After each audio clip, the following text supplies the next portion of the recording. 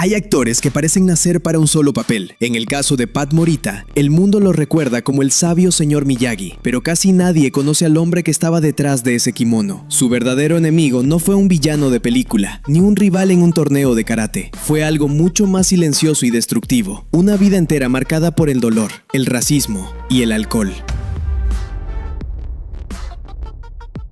Estados Unidos, 1932. Mientras el país intenta levantarse de la Gran Depresión, en una zona rural de California, nace Noriyuki Morita, hijo de inmigrantes japoneses que sobreviven trabajando en el campo. Son vistos como mano de obra barata, extranjeros incluso cuando ya han echado raíces en esa tierra. A los 2 años, la vida de ese niño da un giro brutal. Los médicos le diagnostican tuberculosis espinal. Su pequeño cuerpo queda atrapado en una camilla ortopédica. Pasa casi toda su infancia en hospitales, entre yesos, operaciones y techos blancos que nunca cambian. Mientras otros niños aprenden a correr, él aprende a soportar el dolor. Durante casi 9 años no sabe lo que es jugar al aire libre, hasta que, a los 11, los médicos se arriesgan con una cirugía experimental. Podía salir muy mal, pero sale bien. Pat Morita vuelve a ponerse de pie. Parecía el comienzo de una nueva vida, pero lo que lo esperaba fuera del hospital era otra forma de encierro.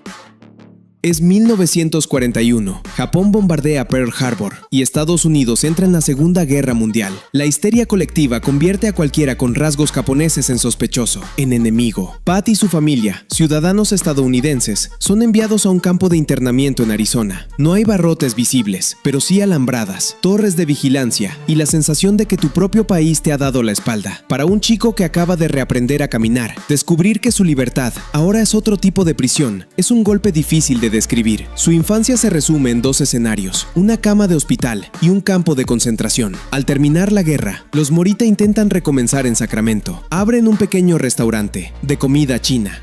¿Por qué? Si son japoneses. Porque en aquel momento ser japonés todavía era un estigma. Presentarse como chinos era una forma de protección, una mentira necesaria para seguir adelante. Pat crece lavando platos, sirviendo mesas, viendo cómo sus padres pelean por cada dólar. Sueña con ir a la universidad, tener otra vida, pero el dinero no alcanza y alguien tiene que ayudar en el negocio familiar. Además, en casa hay otra sombra. Su padre bebe demasiado y muy pronto Pat empieza a acompañarlo. A los 12 años ya prueba el alcohol con él. Para ambos se vuelve una forma de escapar, de no hablar de lo que duele. Sin saberlo, está plantando la semilla de una adicción que lo seguirá hasta el final. Entre turnos en el restaurante y trabajos temporales, Pat va descubriendo algo. Tiene gracia. La gente se ríe con él. Empieza a probar suerte en pequeños clubes, haciendo monólogos de comedia. Al principio, copia chistes de otros, los adapta, improvisa. Luego, poco a poco, aparece su propia voz. Del ruido de la cocina pasa a la luz de los focos. De un puñado de clientes en un bar, pasa a shows de televisión. La televisión nacional lo empieza a invitar como comediante, y su cara se vuelve familiar. Ese chico que creció inmóvil en una camilla, ahora se mueve con soltura en un escenario. Los productores se fijan en él y empiezan a llamarlo para pequeñas apariciones en series y programas. No eran papeles importantes, pero para un hijo de inmigrantes que había pasado por un campo de internamiento, estar frente a una cámara ya era una pequeña victoria. Su gran oportunidad llega cuando lo llaman para una serie que, en ese momento, lucha por sobrevivir.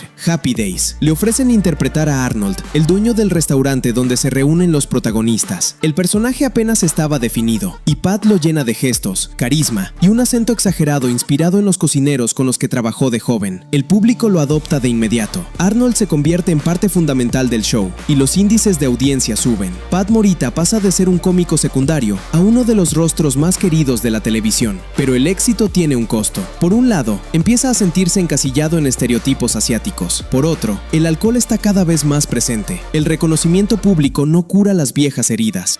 En pleno éxito en Happy Days, Pat toma una decisión arriesgada. Deja la serie para protagonizar su propio programa, Mr. T and Tina. Por fin sería el centro de la historia, el número 1. El problema es que el público no responde. Las críticas son duras, las audiencias bajas y la serie es cancelada rápidamente. Pat se ha quedado sin el personaje que lo hizo famoso y sin el proyecto que debía impulsarlo al siguiente nivel. Se muda a Hawái, acepta cualquier trabajo que aparezca y vuelve a refugiarse en el alcohol. Pero no se rinde del todo. Sigue volando de vez en cuando a Los Ángeles para audicionar en cuanto proyecto pueda. Uno de esos viajes cambiará su vida.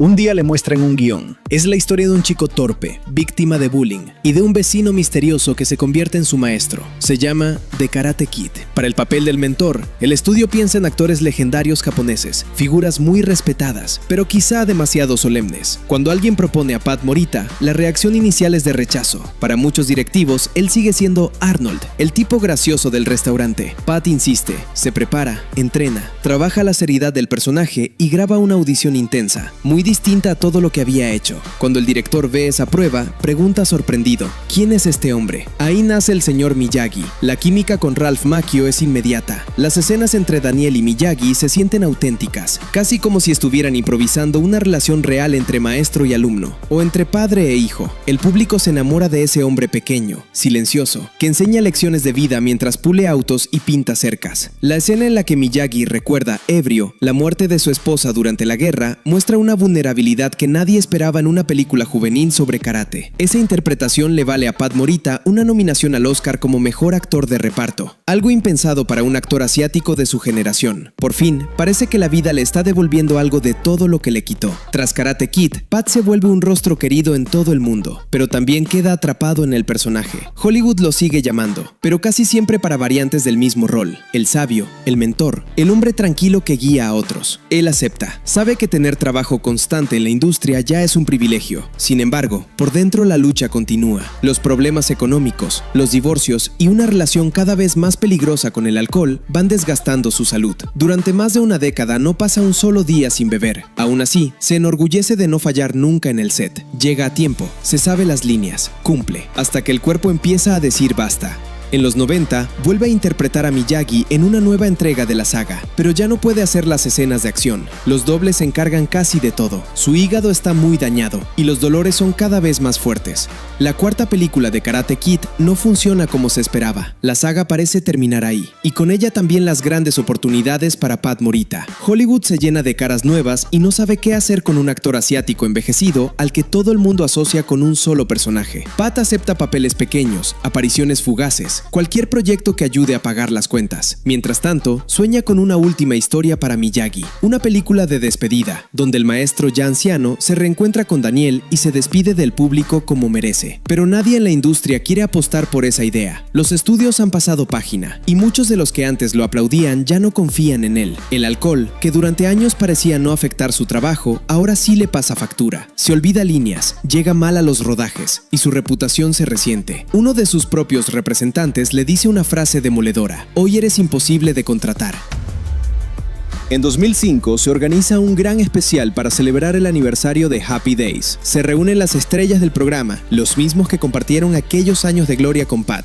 Él también es invitado, viaja, se aloja en un hotel, pero su cuerpo ya no responde. Lo encuentran tirado en las escaleras, desorientado, completamente dominado por el alcohol. Intenta grabar una escena para el especial, pero el material es inutilizable. Está tan mal que lo apartan del programa. Solo le permiten aparecer unos segundos en el brindis final. Ese contraste resume de forma dolorosa su vida. El hombre que ayudó a levantar la serie no puede ni estar presente en su propio homenaje. Pocos meses después, el 24 de noviembre de 2005, Pat Morita muere a los 73 años. Oficialmente por causas naturales, extraoficialmente por un cuerpo que ya no resistía más años de pelea. Pat Morita no tuvo una vida fácil. Conoció el hospital antes que el patio de juegos, el campo de concentración antes que la libertad plena, el racismo y el olvido antes que el reconocimiento. Pero también logró algo extraordinario: transformar parte de ese dolor en arte. Miyagi no era solo un maestro de karate, era la representación de todo lo que Pat Morita quiso ser para los demás. Alguien que escucha, que cuida, que enseña a levantarse sin responder con odio. Para millones de personas, él sigue siendo esa figura sabia que te recuerda que el verdadero combate no está en el dojo, sino en la forma en que enfrentas la vida. Hollywood quizás se olvidó de Pat Morita, pero cada vez que alguien vuelve a ver esa escena del dar cera, pulir cera, o escucha sus enseñanzas tranquilas, su legado vuelve a vivir. Porque a veces, los héroes más grandes de la pantalla son los que más batallas tuvieron que pelear cuando las cámaras se apagaban. Si esta historia te llegó, ayúdame a que no se pierda. Suscríbete al canal para no perderte los próximos documentales. Recuerda que es gratis y comparte este video con alguien que también recuerde al señor Miyagi. Eso me ayuda muchísimo a seguir contando estas historias. Nos vemos en el próximo video.